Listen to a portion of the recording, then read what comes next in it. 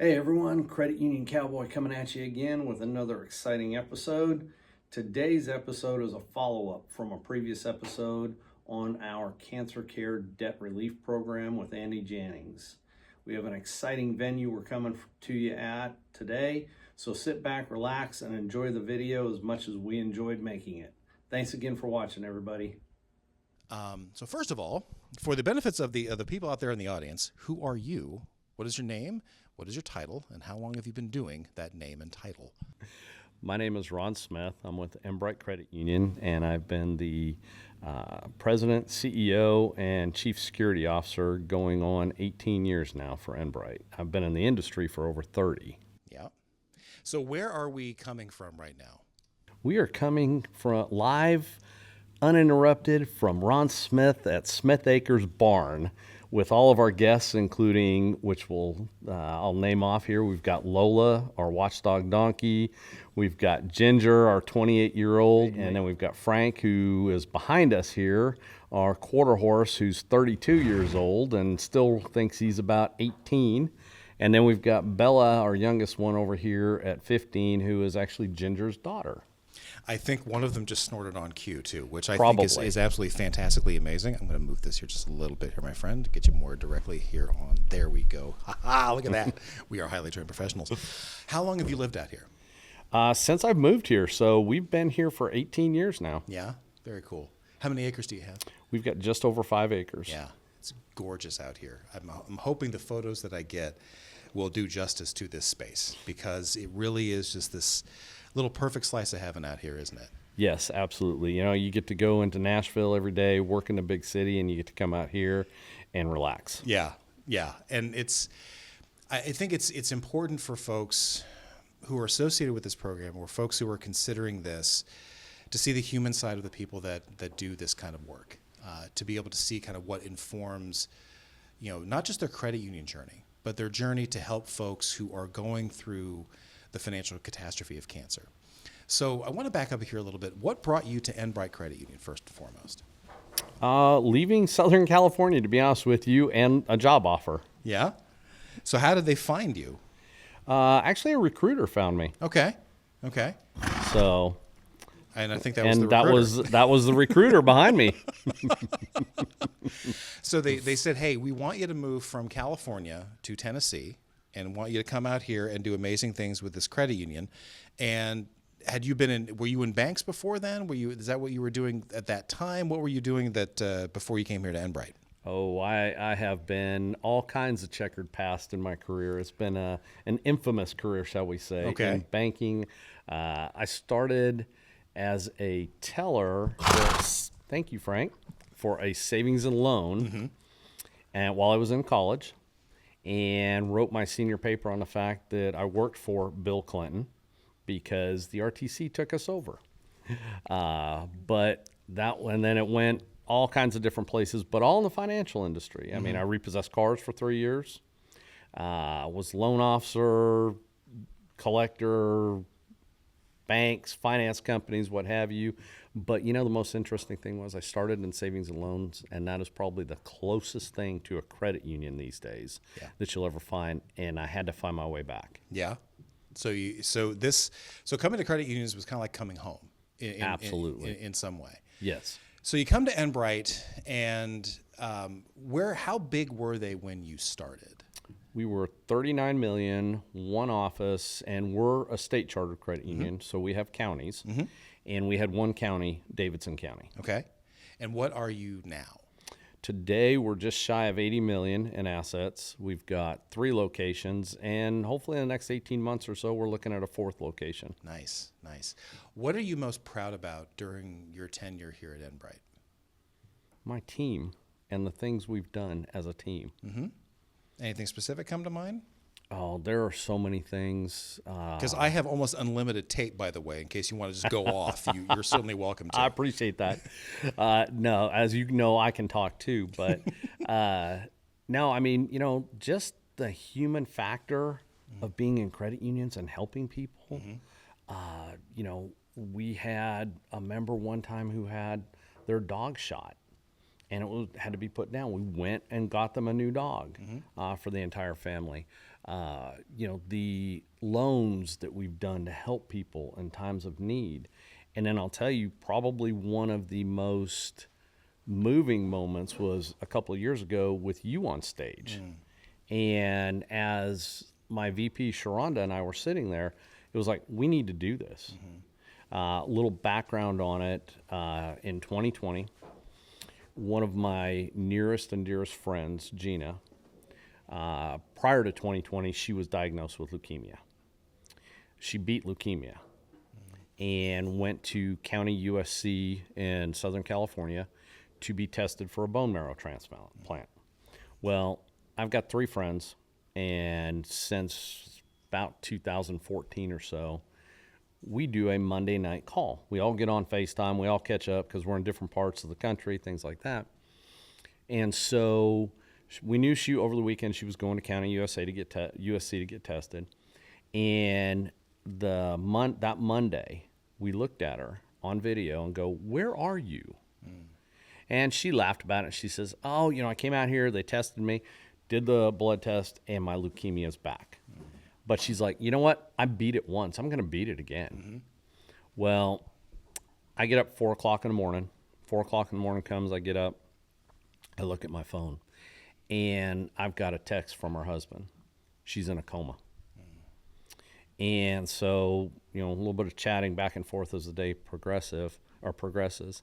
And at 2:30 in the afternoon, I had gone across the parking lot to a store and was walking back across the parking lot to our office, and I received a phone call. And it was her husband that she had just passed away. That quick. And so that part of the background, and then listening to you, it was just immediate. We had to do this. We were going to do this, and we're going to make it work. Thanks to you, others, we put everything together. And now we're actually in the last stages of creating a foundation, a 501c3 for this too, that goes along with it. It's called Enbright Helps You Dance. And I've reached out to corporates, vendors, things like that, and they're ready. Once we get our 501c3 status completed, they're ready to start donating to it. And what we're going to use it for is, the whole program is, around their payments, around interest, everything else. Well, what if they come in and go, "Hey, my tires are gone. I don't know how I'm going to get my tires." Right. Well, this foundation then can look at that and go, "You know what? We'll get you the tires for it." Okay? We'll get you brakes. We'll get you an oil change. We'll pay your electric bill this time. Whatever we need to do, that's what this foundation is for. And the vendors, to name a few, Fiserv, Allied Solutions, both have committed that, yes, we'll put donations in there. Actually, NASCA's committed to me yesterday that they would put funds into the program to assist us with that. So, that's so we're that close to getting it done and have that set aside for the program as well. For an origin story, I want to go back a little bit. For the folks who may not know or may not be familiar with this, when you talk about this program and you talk about my time on stage, which I'm incredibly grateful for, fill in some of the blanks there. What was that presentation about, and why did it like light such a fire in you? Because I can tell from my perspective, but I think it's more compelling to hear it from you. Well, as a credit union, we look at it and what can you do? You get members coming in with cancer, okay? And to back up, we've joined Life Over Debt, and we branded it our own as Cancer Care Debt Relief for Enbright Credit Union. And so what we see though is people come in, our members, who we've got a relationship with, they come in and, "Hey, here are the keys to my car. I don't want you guys to have to be collecting on me," things like that. And so, I just got to give it back because, I've got cancer. I've got to go through treatments, things like that. I've lost my job, what have you.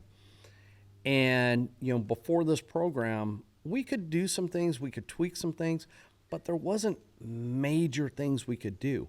So when I heard you on stage and you talking about this, it was, not a light bulb, but the entire orchestra with fireworks went off. And it was just, hey, we got to do this. And, I had my board chair there with us too. And, talked to him a little bit about it. And he's like, let's see what we can do. And so, you fortunately, unfortunately, were sitting at our table. So as soon as you came off stage, it was like, all right, sit down, we're talking. Yeah, absolutely. Well, and that was, and I always joke that I wish I had a GoPro on that day so people could see your reaction, because I could watch it in real time. I could watch that fire start to get lit in real time, which for me has been super inspiring. And it's a reaction that I want more credit union CEOs to be able to have. We're not there yet. We're getting there. We're getting there. And this, I'm actually going to tell you something that's going to be super embargoed for the next few days, that you are one of the first people in the world to hear about this. So there is an award called the Anthem Awards, which is given out by the International Association of Digital Arts and Media. It's an international award. They put on the Webby Awards every year. This is now their 5th year of giving out awards for organizations and initiatives that have great social impact or social good. This year, they're honoring organizations like Google, the Clinton Global Foundation, Andrew Garfield and the Sesame Street Foundation, Katie Couric and the Colorectal Cancer Alliance. You can also add Life Over Debt to that. Life Over Debt was honored as a Gold Award winner for the entire program itself. Out of over 2,000 submissions from 42 different countries, we were shortlisted as like a handful of initiatives in the health category to receive a Gold Award. NOFQ, New Orleans Firemen's program, their cancer care program, they got silver in the same category. So we are kind of like gold and silver there. That's why I'm going to New York, because I'm joining Shirley and James from NOFQ to go to the awards reception and to accept that honor. It is the first time in the history of credit unions that any organization has been honored like that. Opportunity Knox, if you're familiar with them, they were honored with the silver award, I think, last year. But Life Over Debt got gold. And due in no small part to your belief in it, to your investment in it, to your evangelizing of it. So to be able to, and I don't think I'm going to be standing on a stage at all, because I think there's a lot of folks there, and they literally, our acceptance speeches have to be 1 sentence long, and they had to have been under 10 seconds.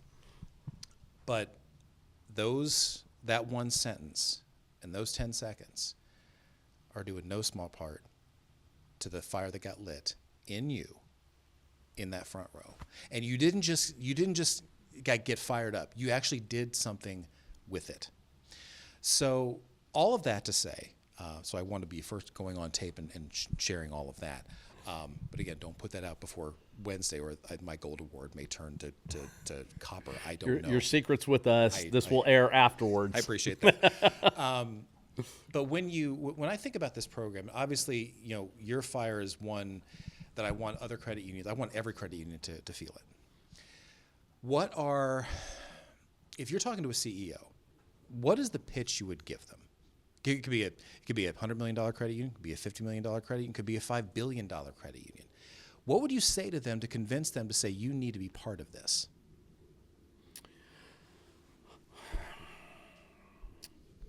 I think the first thing I would ask them, how has cancer impacted your life? That'd be my first question. Mm-hmm. Let them answer that, because I'm sorry, there's not a person in this world where cancer has not impacted them in one way or another. My second question my comment after that would be, then how do you want to make a difference in the world? Mm-hmm. Because I've got the answer for you. Let me introduce you to Andy. That's where I would go with this, because bottom line is, what is the credit union motto? Mm-hmm. People helping people. Mm-hmm. Okay, that's what we do. I've talked to several members on Capitol Hill and talked to them about this, and they're like just taken aback that a financial institution would do something like the Cancer Care Debt Relief Life Over Debt program for their members and to assist their members in that way. Mm-hmm. Because normally you see, I go back to my example of the car surrendering. It's like, all right, give me the keys, we're gone. That's it. End of discussion. Sorry. Hope you get better. Hope you go into remission. Whatever. They don't walk the walk with them. We walk the walk with them. Yeah. We meet with them. Our financial counselors talk to them, make sure they stay on track. And, it's all part of people helping people. That's what we're about. That's what drew me back to credit unions from all these other places. Yeah. So when I look at that and you ask me, what would I tell a CEO? This is a no-brainer. Everybody in the country needs to be doing this because this is what we're about. This is how we help people. I think we've gotten so far away in so many different aspects of life of thinking about our fellow man that we need to get back to that. Yeah. My other question, I think, would be, I think, again, putting my CEO hat on, which I don't have a CEO hat. You have a far more impressive collection of headwear than I will ever have. But the next question the CEO is going to have is, okay, but what kind of impact is it having? So talk a little bit about how is this program impacting your members, your employees? How do you want it to grow and evolve over the next months and years? Well, impacting our members, we've had 2 members now in the program.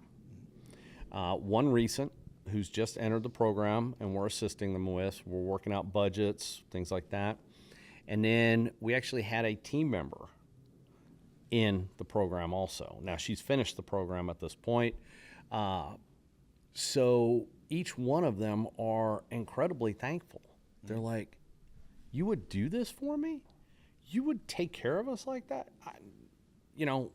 They just kind of are taken aback going, I don't understand at first. Yeah. What do you mean? How are we going to? And so we sit down, we explain it and everything, talk to them about that. Now, team-wise, all of our team is people helping people. What is the good we can do? How are we involved in the community? How can we better our communities? And so when they see a program like this, they're like, we can make an impact. This is what we're about, and we can make an impact. Yeah.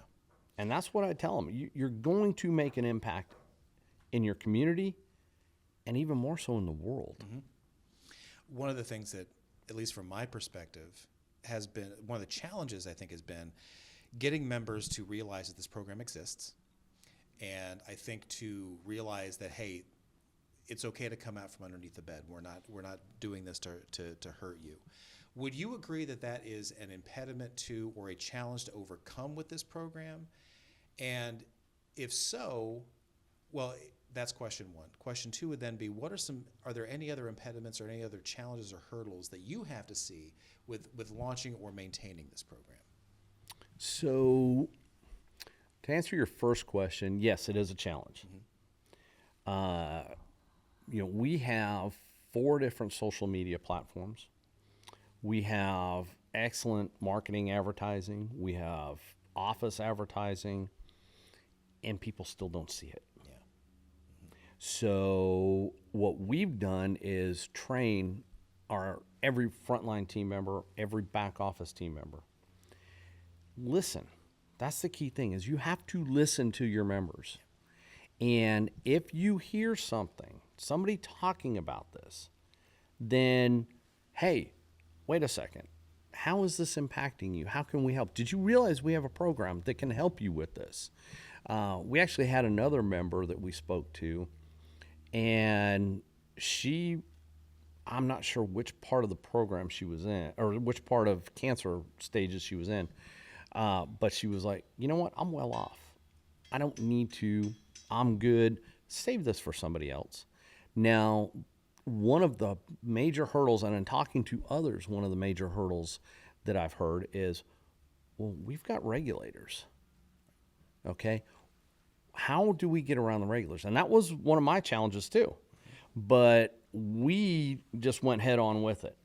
And I sat down with TDFI, which is Tennessee Department of Financial Institutions, and sat down with them and wrote the policy, had my board approve the policy, then shipped it off to TDFI and said, give it to your attorneys, poke holes in it. They came back with one thing, and it was a tracking thing, and I showed them how we're tracking it.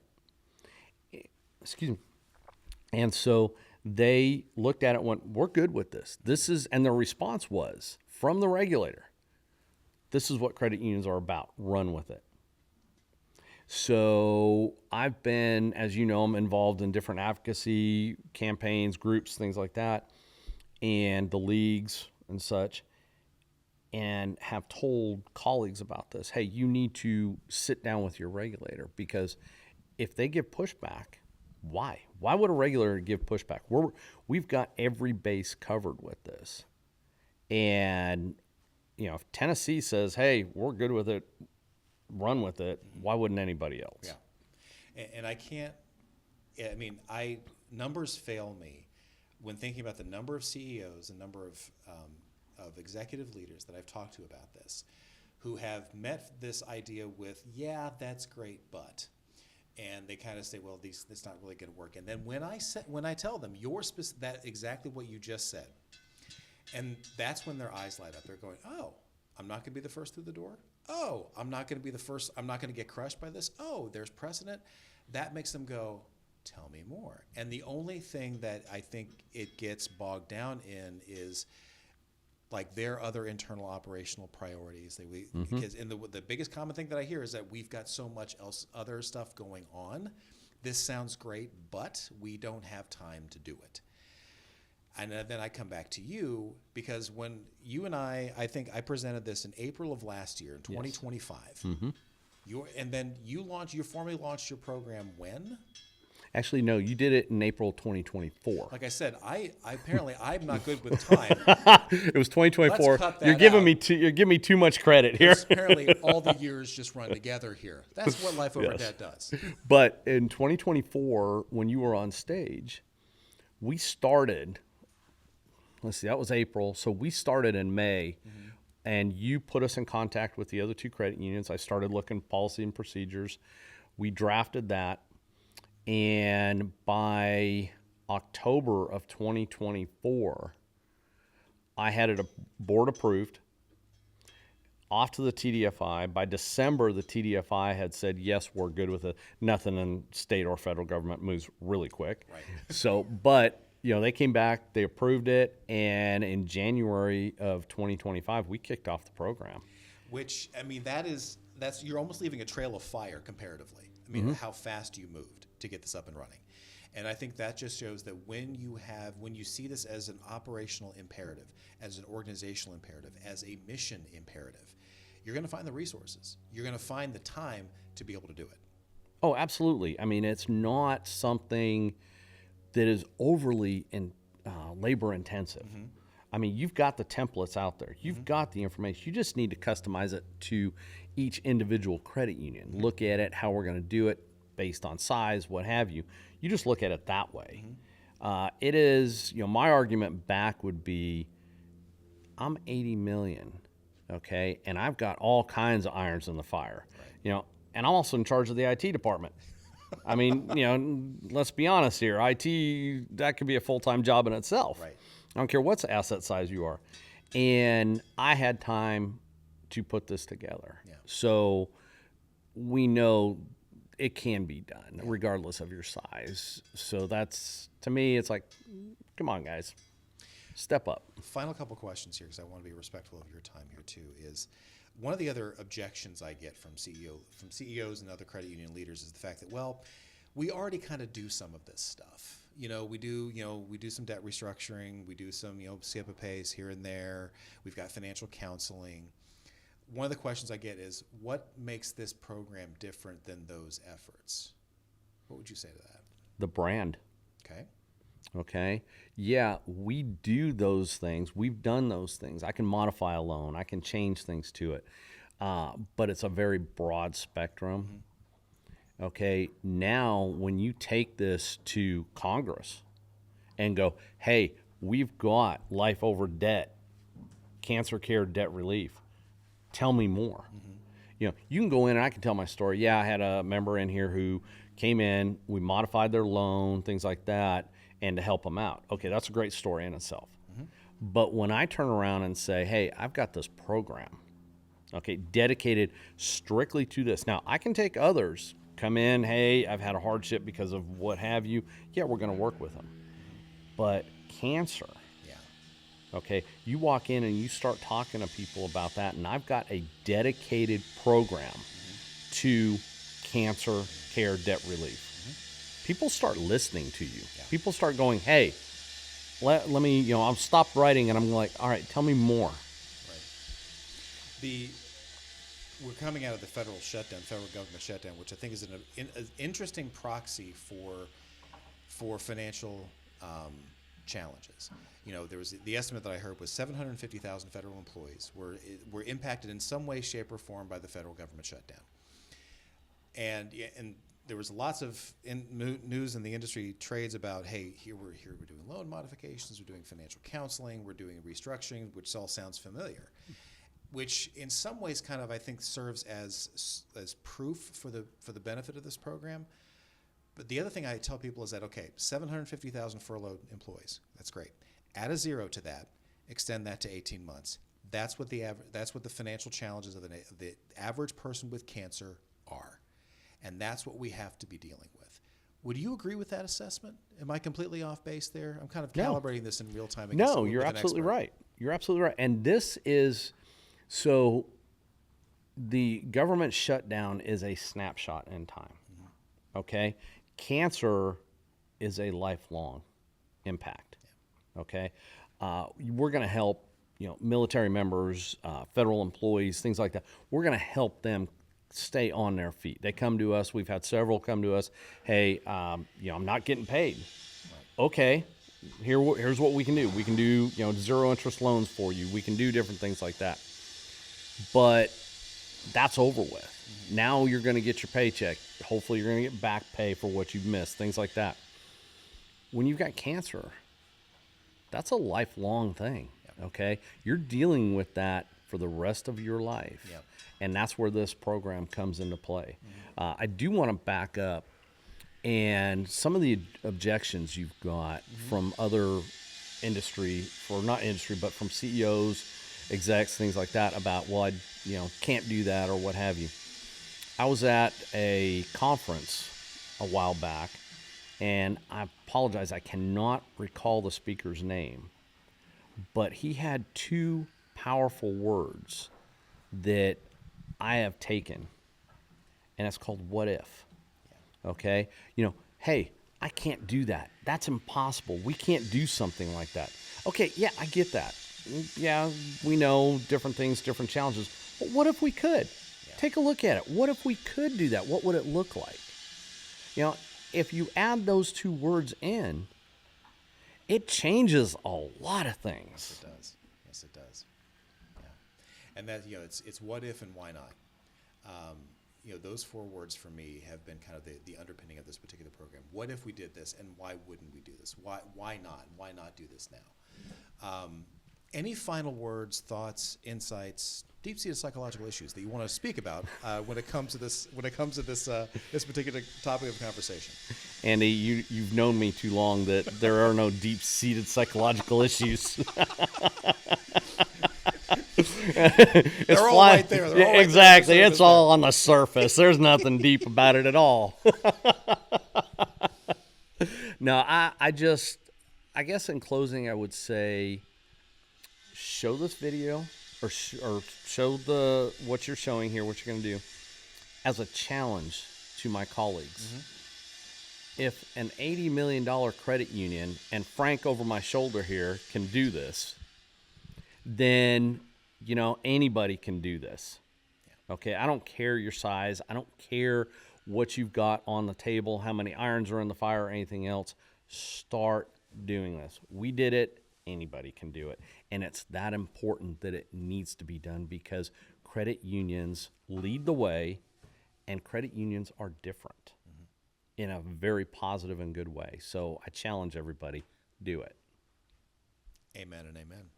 I got nothing else. Yeah, speak on it. Okay, so hold on a sec here, Andy. Yeah. I have a gift for you. Oh, you have a gift for me? I have a gift I for you. love gifts. All right. So, as my team knows and everything, I'm a little bit of a bourbon collector. Okay. Okay. So, when this bottle by Penelope came out, and this is their second series, Okay. I missed the first one. I'm still on a hunt trying to get the first one. Okay. But I got the second one. So, I am going to, this is for you, my friend. Are you serious? But you need to pull it out of the my bag God. and read Oh my it gosh. All right. as far as what the label says. You're going to get me on camera saying this, aren't you? Yes.